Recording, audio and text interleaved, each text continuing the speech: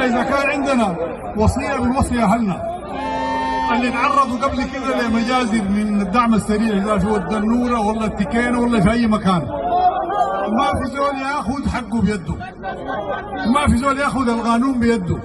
اي زول لقيته شارك في جريمه ضدك زمان امسكه وسلمه للسلطات الحقيقيه. نحن ما ميليشيا، نحن جيش، نحن قوة جيش عريض، عندنا نظام وعندنا نوايا شغالين بها.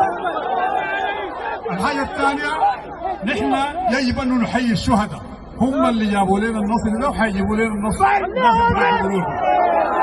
عشان كده نحن وجهنا من الليلة ما دارين صور ثانية لا البرهان ولا غيره، صور الشهداء بس. عرفوا لنا صور الشهداء، الناس اللي قدموا وهم يستحقوا، هم احسن مننا، هم يستحقوا ان نكرمهم ونقيف ونشوف اسرهم ونشوف احوالهم ونكرمهم التكريم اللي لا يخبئهم. لانه النصر ده اللي بيتحقق كل يوم ده في ناس بيدفعوا دمهم غالي عشانه، في ناس بيضحوا عشان نحن نجيب الوقفه دي، عشان اهلنا في مدن يرجعوا، واهلنا في الخرطوم حيرجعوا قريب ان شاء الله، واهلنا في نياله حيرجعوا، في الجنينه، في كل مكان اهلنا حيرجعوا مرفوعي الراس. نحن بنحييكم ونشكركم على وقفتكم دي، ونقول عهدنا مع الشعب السوداني لن نتوقف ولن يهدى لنا بال الا ينتهي هذا السرطان. قريبا نلتقي ان شاء الله في مواقع اخرى. تحيه لكم، بارك الله فيكم.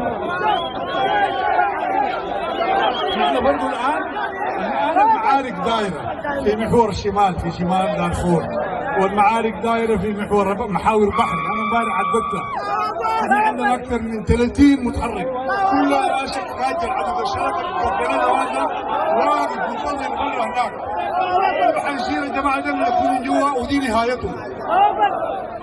اي زول عنده باقي عقل في راسه ده والله عنده باقي وعي، احسن يخذ سلاحه ويمشي يقول والله انا خليت الحرب. اي زول يجي للعقل وللصواب صوابه ويعديه احنا بنقبله حباب والد. لكن اي زول راكب راسه ومصير يقاتل حينتهي. ايضا انا بحاول من هنا برسل رساله للعماد والنظار والسلاطين اللي بيجيبوا اولادهم عشان يموتوا. ما تجيبوا اولادكم يموتوا، ما تجيبوهم للمحرقه، ما تجيبوهم للاباده. هنا الناس زي زول يجي يقاتل الشعب السوداني ده بيموت. احسن لموا اولادكم هناك. الدوله السودانيه بتشيلنا كلنا، الوطن ده بيسعنا كلنا، الوطن ده حقنا كلنا، ما في زول حيفرض فيه ارادته ولا في زول حيفرض فيه سلطانه. كلنا احنا سواسيه فيه، كلنا شركاء فيه، كلنا حنبنيه سوا، حنبنيه مش بنيان القحاده، حنبنيه بنيان السودانيين الوطنيين المسلمين. الله اكبر، الله اكبر. السلام عليكم ورحمه الله وبركاته.